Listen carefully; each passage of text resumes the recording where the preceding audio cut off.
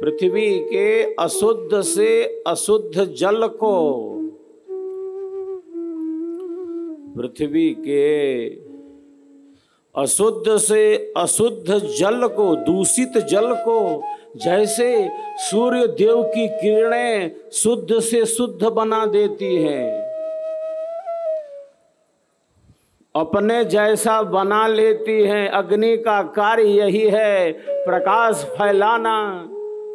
जिस प्रकार पृथ्वी के अशुद्ध से अशुद्ध जल को सूर्य देव की किरणें शुद्ध से शुद्ध बना देती हैं, अपने जैसा बना लेती हैं, वो किरण कभी स्वयं अशुद्ध नहीं होती।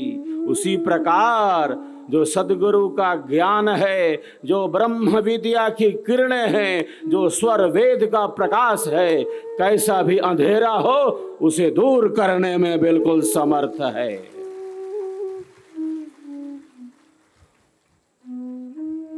प्रकाश का यही कार्य है, अग्नि का यही कार्य है।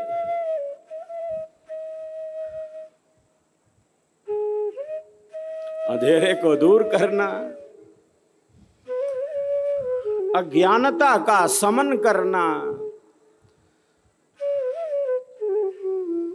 हमारे दुखों का कारण, हमारे दुखों का कारण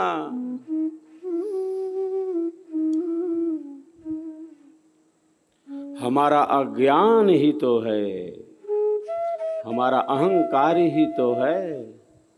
हमारे दुखों का कारण हमारी अविद्या ही तो है। जो सद्गुरु का ज्ञान है, जो ब्रह्म विद्या की किरणें हैं,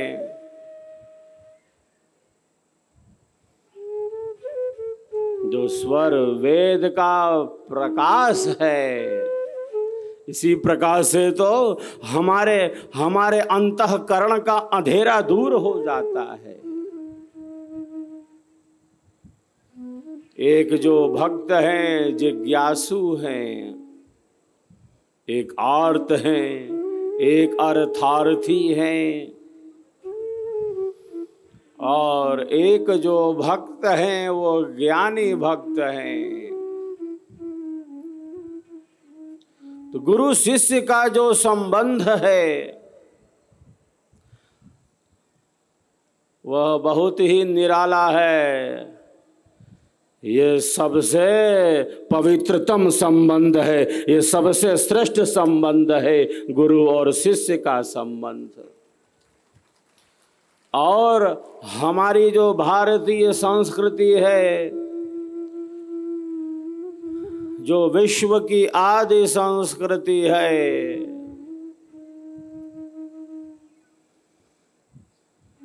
ये गुरु शिष्य परंपरा से प्रवाहित है। शिष्य जिज्ञासा करते हैं, एक भक्त जिज्ञासु भक्त हैं और बड़ी शुद्ध भावना से उनकी जिज्ञासा है।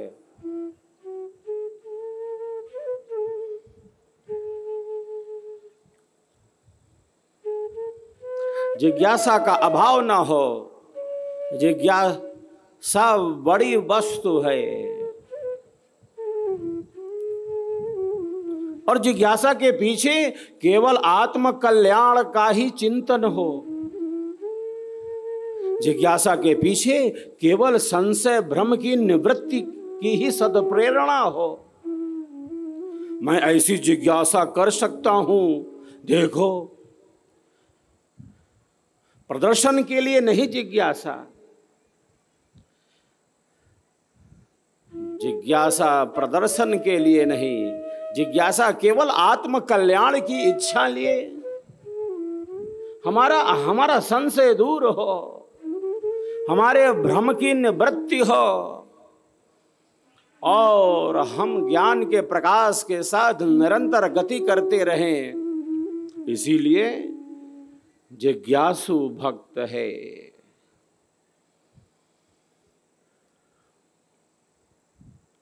एक आर्त है,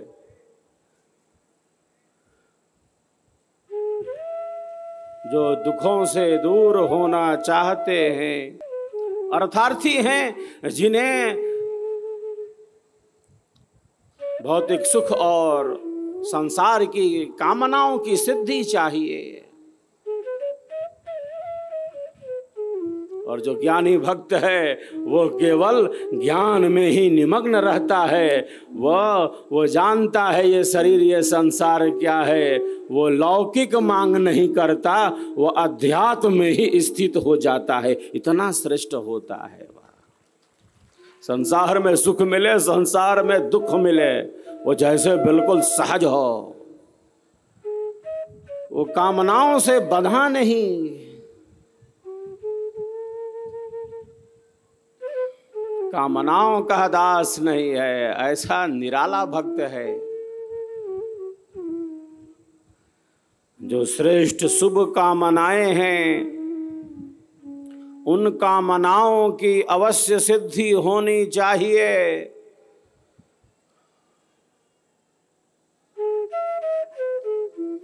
लेकिन अध्यात्म का मार्ग बहुत निराला है प्यारे साधकों साधिकाओं।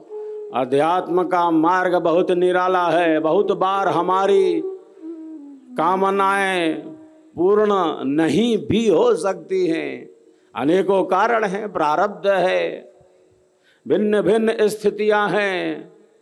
जो दृढ़ सेवक हैं, सेविकाएं हैं, वे कामनाओं से बंधे नहीं हैं। कामना पूर्ण हो जाए तो ठीक है, और कामना पूर्ण ना हो जाए तब जैसे और ठीक है। वो सदैव सेवा, सत्संग और साधना में लगे रहते हैं। इसीलिए हमारे ऋषि कहते हैं कि ऐसा मार्ग है जैसे मानो तलवार पर चलने के समान हो। अब क्या उपमा दी जाए। हमारे ऋषि कहते हैं कि ऐसा मार्ग है कि तलवार पर चलना है। कामनाओं की पूर्ति तक हम सीमित नहीं हो सकते, लेकिन हैं कामनाएं, होती भी हैं कामनाएं जो हमारी श्रेष्ठ शुभ कामनाएं हैं।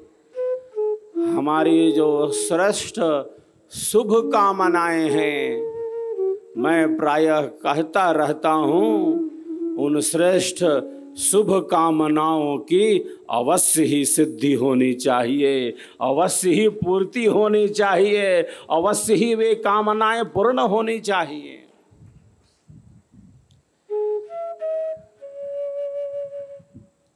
जो हमारे घर परिवार के लिए, समाज राष्ट्र के लिए जो उपयोगी हमारी सद्कामनाएं हैं, हमारी सदिच्छाएं हैं, उन सद इच्छाओं की अवश्य ही पूर्ति होनी चाहिए। यही आर्त भक्त है जो अपने दुखों से दुखी है। दुखी को और दुखी नहीं बना सकते, दुखी को और दुखी नहीं बना सकते।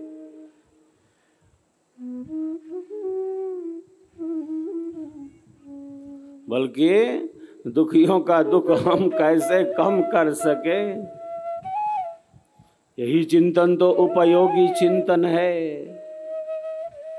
यही तो सेवा भाव है, यही तो त्याग भाव है, यही तो समर्पण भाव है, यही तो अहंकार का नाश है। दुखी को और दुखी नहीं बना सकते, पीड़ित को और पीड़ा नहीं पहुंचा सकते। हमारे कारण किसी को भी अज्ञान, अधर्म, अन्याय पूर्वक कष्ट न मिले। हमारे कारण किसी को भी अज्ञान, अधर्म, अन्याय पूर्वक कष्ट न मिले। हमारे महापुरुष कहते हैं कि कष्ट न मिले, न मन से मिले, न वचन से मिले, न कर्म से मिले, तीनों में से किसी से भी नहीं मिले। कितनी श्रेष्ठ स्थिति का वर्णन किया। किसी को भी अज्ञान, अधर्म, अन्याय पूर्वक दुख नहीं दे सकते, न मन से, न वचन से और न कर्म से। कितनी श्रेष्ठ स्थिति है। इसीलिए कहा नहीं मानुषात् श्रेष्ठ तरम ही किंचित, मनुष्य से श्रेष्ठ कुछ अन्य नहीं।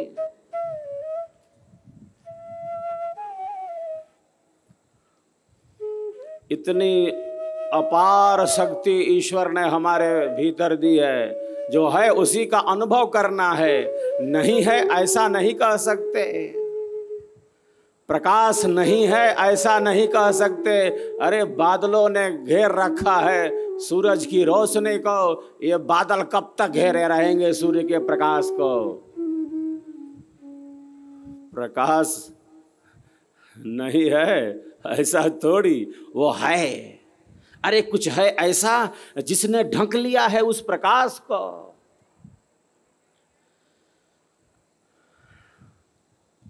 ज्ञान नहीं है, आनंद नहीं है, शांति नहीं है, ऐसा नहीं कह सकते।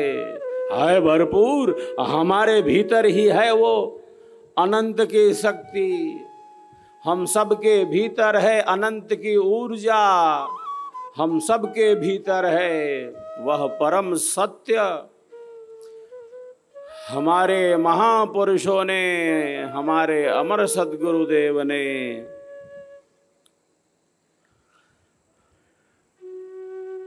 उस परम सत्य का अनुभव किया, उसका अन्वेषण कर लिया, जो है उसे जान लिया।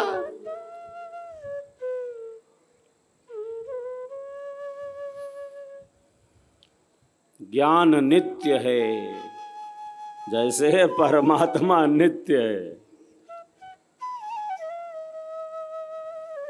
वो सनातन है, वो सहज है, वो निरंतर है, वो सदैव है, वो शाश्वत है। नहीं है ऐसा नहीं कह सकते। सृष्टि रहे या प्रलय में चली जाए,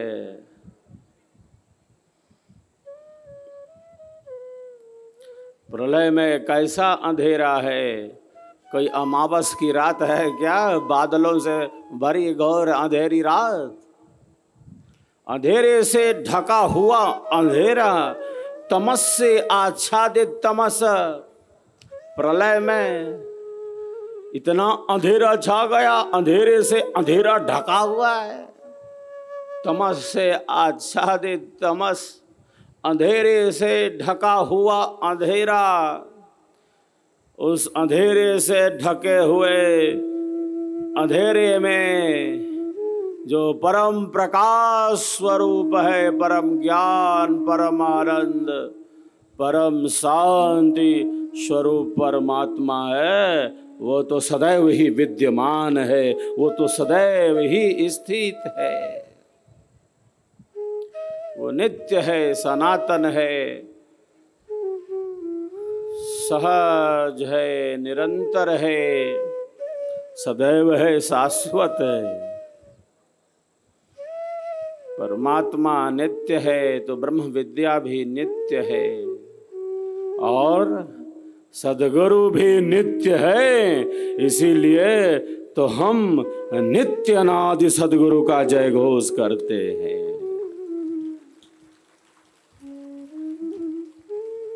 हिरण्यगर्भो योगस्य वक्ता नान्यः पुरातनः। इस गुरु पूर्णिमा पर हम गुरु के चरणों में नतमस्तक हो रहे हैं। हमारा अहंकार नष्ट हो, इसीलिए गुरु की आवश्यकता है। हमारा जीवन सहज हो, सरस हो, सरल हो, स्वाभाविक हो, हमारा जीवन अध्यात्म के अनुकूल हो। अंधेरा हमें घेर न ले, अज्ञान हमें ज्ञान के प्रकाश से दूर न कर दे। इसीलिए सदगुरु की मात्र आवश्यकता नहीं, सदगुरु की अनिवार्यता है जीवन के प्रकाश के लिए, ब्रह्म विद्या के ज्ञान के लिए। स्वरवेद ही ज्ञान का वह दिव्य प्रकाश है जिससे हमारे अंधेरे का शमन होता है। और सद्गुरु ने बड़ी कृपा करके प्रदान किया है हमें, अंधेरा दूर होता रहे, अज्ञानता का शमन होता रहे, इस मार्ग पर सब आगे बढ़ते चलें। असतो मां सद्गमय तमसो मां ज्योतिर्गमय मृत्योरमामृतम गमय मृत्योरमामृतम गमय। अमृत है हमारे भीतर। घोर घने जंगल में मृग ढूंढता भटकता जा रहा है, कहां से आ रही है इतनी अच्छी सुगंध, जरा ढूंढ लो, जरा जान लो, जरा अनुभव कर लो।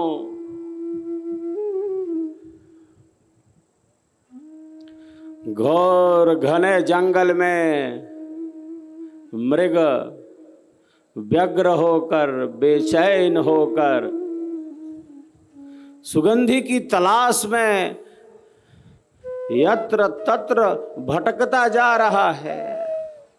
कहां से आ रही है इतनी अच्छी खुशबू, ये सुगंध कहां से आ रही है? जरा ढूंढ लो, जरा जान लो, जरा अनुभव कर लो, जरा देख लो। घोर घने जंगल में ये मृग ढूंढता जा रहा है, भटकता जा रहा है। कहीं इस पेड़ से तो इतनी खुशबू नहीं आ रही, इतनी अच्छी खुशबू, कहीं इन पेड़ों से तो नहीं आ रही, इन वृक्षों से तो नहीं आ रही, इन लताओं से तो नहीं आ रही।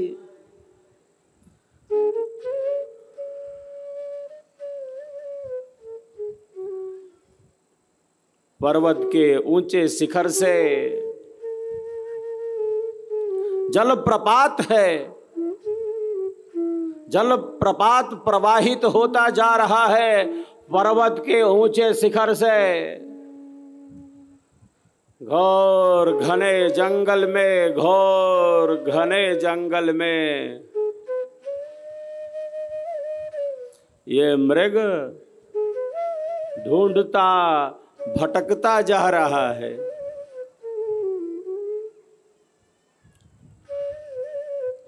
पर्वत केवल पर्वत ही है, केवल पत्थर ही है ऐसा नहीं, केवल कठोर ही है पर्वत।